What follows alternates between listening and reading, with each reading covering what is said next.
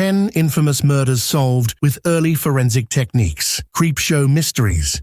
Welcome to Creepshow, where we unravel the spine-chilling and mind-boggling cases that history tried to keep buried. Today we dive into the shadowy world of early forensic science, showcasing 10 grisly murders that were cracked open with groundbreaking techniques. Grab your magnifying glass and brace yourself, because the past is darker than you think. Let's get started. Number 10. The Crumbles Murders. Our first case takes us to the hauntingly desolate Crumbles Beach near Eastbourne, England, the setting of not one, but two gruesome murders.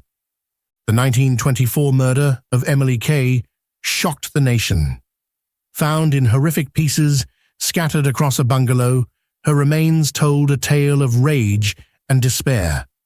Patrick Mahon, her lover, quickly became the focus of the investigation. Emily was pregnant, and Mahon was already married, a deadly combination of motives. When confronted, Mahon spun a chilling story. He claimed Emily had attacked him in a fit of rage, leading to her accidental death when she struck her head on a coal bucket. In a panic, he purchased a knife and dismembered her body to conceal the crime. Enter Sir Bernard Spilsbury, the legendary forensic pathologist. Skeptical of Mahon's story, Spilsbury meticulously reconstructed the crime scene using miniature models. He demonstrated that the flimsy coal bucket would have shattered under the force Mahon described, proving his claim implausible. Mahon was convicted and hanged. Spilsbury's work in this case also birthed a new forensic tool, the murder bag, a kit of tools detectives could use to properly collect evidence, ensuring the mistakes of this scene would not be repeated. Number 9. The Margate Matricide. In 1929, Sidney Harry Fox committed an unspeakable act against his own mother, Rosalind Fox. Their hotel room in Margate, England, became the scene of what appeared to be a tragic accidental fire. But appearances can be deceiving. Sidney had recently convinced his mother to take out a hefty life insurance policy, making her sudden death suspicious. Investigators noticed something odd, a patch of unburned carpet between Rosalind's chair and the gas stove that supposedly caused the fire. Once again, Bernard Spilsbury was called in. When Rosalind's body was exhumed, Spilsbury found telltale signs of strangulation, tiny bruises inside her throat and on her tongue, consistent with a pillow being used to muffle her screams. Sidney's attempts to stage the scene failed miserably, and he was sentenced to hang. Number 8. The Sausage King of Chicago. In 1897, Chicago's Sausage King, Adolph Luetgert, was accused of turning his wife, Louisa, into soap. After Louisa mysteriously vanished, police discovered something unsettling in the sausage factory cellar, a vat filled with a reddish, foul-smelling liquid, along with small fragments of bone, hair, and her gold ring. Luetgert claimed the bones were from animals, and the liquid was part of a soap-making experiment. But anthropologist George Dorsey identified the bone fragments as human, providing the smoking gun. Luetgert was convicted, leaving behind a macabre legacy that haunted Chicago for decades. Number 7. Buck Ruxton's Jigsaw Murders. In 1935, Scotland's serene Moffat area became the scene of a grisly puzzle.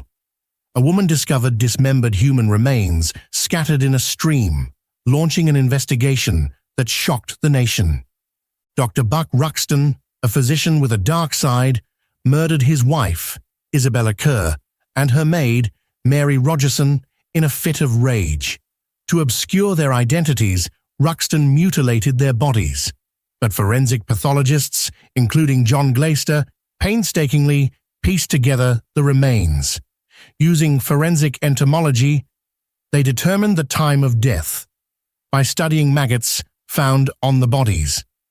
Photographic superimposition matched the skulls to Isabella and Mary, sealing Ruxton's fate.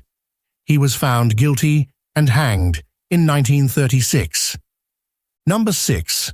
The Brighton Trunk Murders. In 1934, 2 abandoned trunks at Brighton railway station revealed gruesome secrets. Inside one, police found the torso of an unidentified woman. The second trunk contained the body of Emily Kaye, a local prostitute. Violet's boyfriend, Tony Mancini, became the prime suspect.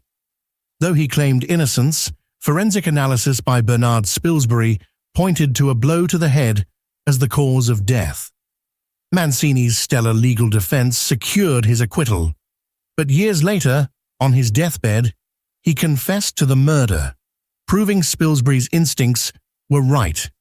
Number 5. The Wigwam Murder. In 1942, the mutilated body of Joan Pearl Wolfe, known as the Wigwam Girl, was found in Surrey, England. Her skull was shattered, and forensic pathologist Keith Simpson reconstructed it from 38 fragments to reveal the cause of death. Evidence pointed to her lover, Auguste Sangret, a French-Canadian soldier.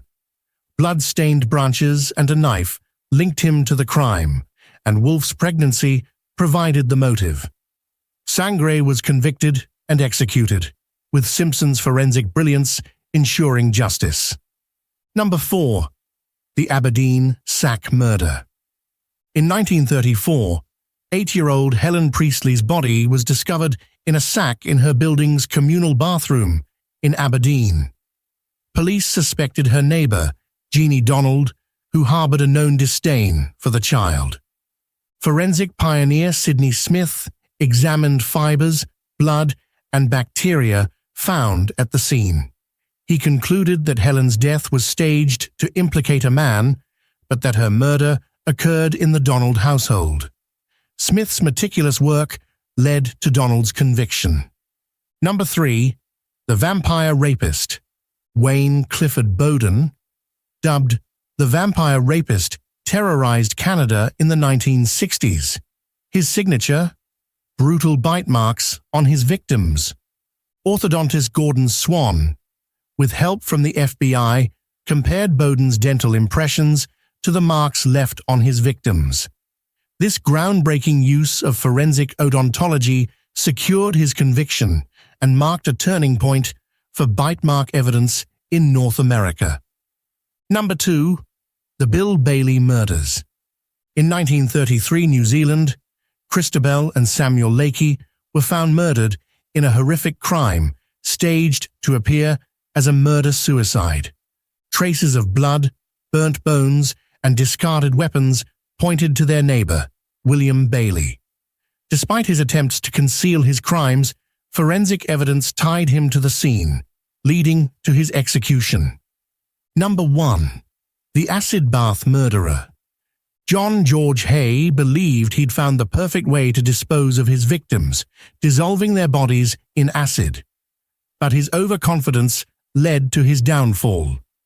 Renowned pathologist Keith Simpson discovered gallstones, bone fragments, and dentures in Hay's acid barrels, debunking the criminal's no body, no crime strategy. Hay was convicted of 6 murders and hanged in 1949. Thanks for tuning into Creepshow. These cases remind us how forensic science has shaped the pursuit of justice even in its infancy. If you enjoyed this dive into the macabre, like, subscribe, and share to keep the Creepshow alive. Stay curious and stay cautious.